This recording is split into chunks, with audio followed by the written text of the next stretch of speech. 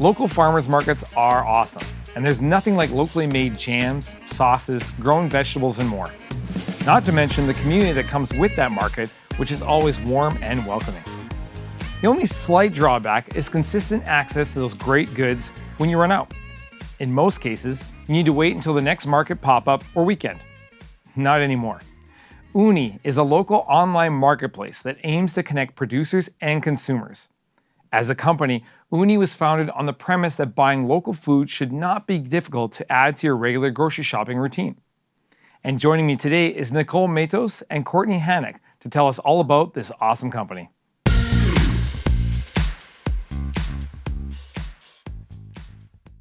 Ladies, thank you so much for joining me today and talking about Oonnie.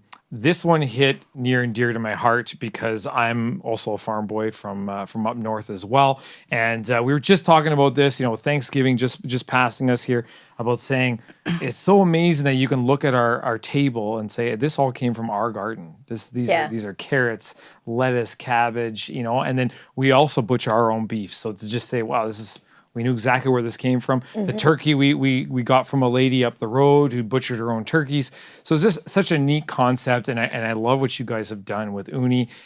So maybe let's just start. Just tell us a little bit about what is Oonnie and what exactly does it do and who does it serve? Yeah, so Oonnie's a marketplace or a farmer's market basically online.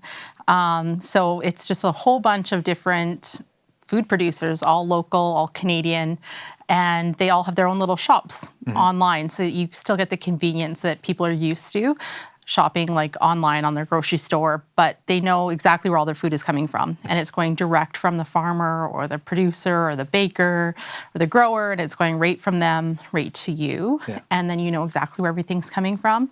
But you get like a marketplace like you do in a grocery store in the sense where you can make your own decisions about, our hope is that we're going to have, 3 or 4 types of different jam or more, right? And you can decide do I want the really expensive fancy jam or do I want the, economical jam or, you have selection and choice. And ideally we hope that you can replace your grocery shopping at some point and have everything local. Yeah.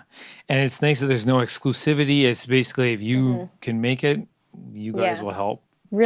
Really low barrier is something that I think is important to us. Right. Just because there are so many people, like new immigrants is one of the group of people that we hope to serve with this. Okay.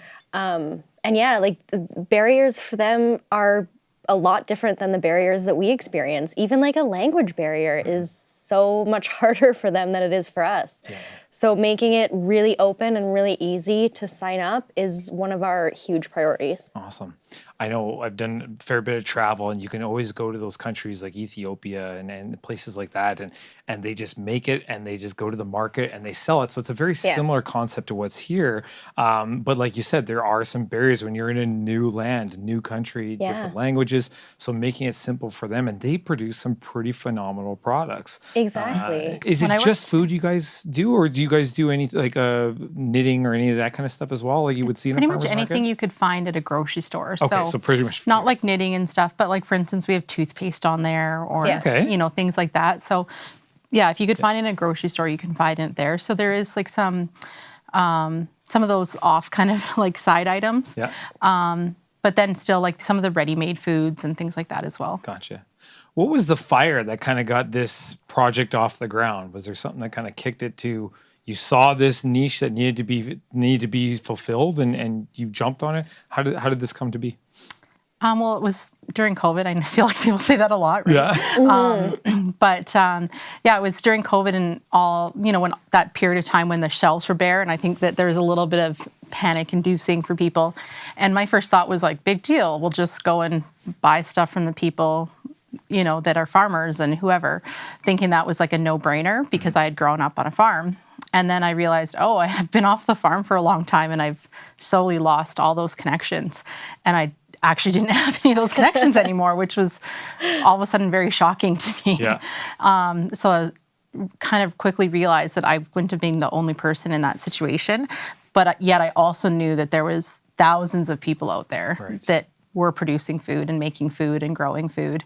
And I had worked, for instance, I worked in an office where somebody had, they were from Vietnam and they made food, and they used to bring in, different like spring rolls and things that were like epic and delicious. And I was thinking like, yeah, there's all these people that make things. So, how do we connect them, right? And that was kind of where the idea sprung from. Gotcha. And then how about the partnership? How did you guys meet? And then what were the steps that you took after you said, hey, this is what we want to do? After that partnership was made, what are the steps you guys had to go through to kind of get there? Yeah, well, we met on a construction project. So that was totally different from what we're trying to do now. But we met on a construction project, really connected on that project, I feel like. And then lost touch for a few years, as you do. And then found on LinkedIn that Nicole had posted for like a job opportunity, and I was looking for a change. So yeah, it was sort of like, oh, okay, this is great. I already know this person. It's not going to be that weird, awkward initial stage of getting to know who you're working with. Yeah. And yeah, it just worked out from there. Pitched so the idea to one another and went, here, we're going to do this. Yeah. Awesome. So what are the steps? So after you guys had said, okay, we're going to do this, now what were the next steps you guys had to take to kind of get you off the ground and running? I mean, like you just said, we're in construction. We went from hammers and nails to we're going to help people supply food to other people. What are the steps that had to be taken to get there? Well, I think the joy was that we've both been entrepreneurs running successful businesses for over a decade each. Yeah. So we were both just used to just like running full speed and just doing what needs to be done. Yeah. So it was just like, that was the biggest joy with Courtney. It's just that like, I didn't have to make a to-do list and be like, okay, now do this and do it like this. It was just like, we both just went running and just stuff was done, right? Yeah. We just could figure it out. So, like it was, working on the site and getting that done, doing events, applying for pitches and doing funding. And I don't know, there was like so a million different things to do. It's a tough question because it's like, well, we didn't really do like A, B, C, D. We kind of went like A, B, F. Why? And all at the same time. And then and then back to C. Yeah, like there weren't really steps. And I feel like that's just entrepreneurship in general. It's just, like Nicole was saying, we know what needs to be done and we all just take hits at it as we can, and that's how it goes. Was there any support along the way that helped you guys out or helped steer in directions? Who were you going to when you had questions? Yeah, so we definitely, I think that's one of the keys with entrepreneurship. With my other business, that took a long time to learn. It's like, so know better now. And that's one of the things that we hope to help other people with is like learn from all the lessons we've learned along the way, the hard way. During COVID, I took a whole bunch of different classes with Startup Edmonton to learn the things that I didn't kind of know with my other business, like the more technical type skills. So made really great connections there, learned lots. I had some really great connections with Alberta women entrepreneurs. I'd been a finalist for an Indigenous Women Award there before. So was able to get helped with some funding and things like that there, which was great. We were recently a semifinalist for a national powwow pitch competition. They were really helpful. They were super helpful. Yeah. We got mentors from Shopify and a huge it was like Sira or something like that. It was like a big web company.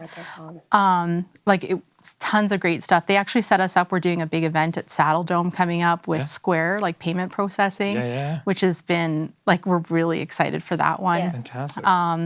We also, there's just so many different things. Even Startup Edmonton now. We were just there on Thursday, I think. That was Startup TNT, that one. Oh, Startup TNT. Yeah. Gotcha. So we were just at their pitch night the other day, and so many great connections there. Yeah. There's just Edmonton's tech and startup world is really, really supportive and great, which is really great. Good community. It's very different than construction. Fair enough. So now you guys pitched with Edmonton Unlimited, and you guys are featured here coming up on Startup Week, which is it's their 13th annual. That's super awesome. Can you tell us a little bit what that means and what kind of doors you figure that's going to open up for you as well? Oh man, I don't know. Yeah. Hoping for the best, hoping it opens as many doors as possible. Mm-hmm. Yeah. But it's also it's my first time doing a big pitch like this or a big presentation. So I'm just sort of I'm here, I'm gonna wing it, I'm gonna hope for the best. Good stuff. Yeah. It'll be interesting because a lot of the stuff I've done, I've done some pitch type stuff and presented some big stuff. But the joy of COVID was that you were always presenting to a screen where you only saw like 3 people, even if there was thousands there. Right. So the nerves didn't kick in because you only saw 3 people. Yeah. But here there's going to be a lot of faces there. So this should be interesting. But really excited to, gain some connections and meet people. And even just gain connections for, things beyond like even, looking at delivery partners or just people we can learn from and so excited. Well, like you said, I think you have nothing to worry about. The community is so nurturing and so supportive that I think it's going to be great. So that's awesome. And I think the last thing I'd like to touch on is just what's the hope for the future? What's the big vision here, in the next couple of years?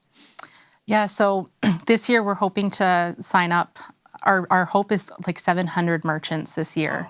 There's so many people that, like even in Alberta, making and producing food. There's like tens of thousands, right? So our goal is 700, so we can get a lot of variety on the site. So that's this year. And then, take it away from there, right? We want to be expanding through Alberta. We really want to eventually be, throughout Canada. We want to be able to be replacing people's grocery shopping so that they can, get that farmer's market, that local quality and everything, but with but with the convenience that they get from a grocery store. We want to make friendships with farmers markets. We want to make friendships with the other grocery providers. But the biggest thing is we want to provide support to the small and medium producers and give them a way to market. And we want to be able to like lift and build them up and find them ways to get their products to market and give them success. Right on. Awesome. Ladies, thank you so much for coming in and talking to us about this and telling us about this really amazing initiative that you guys have going on. Best of luck to you and take care. Thank you so much. Thanks.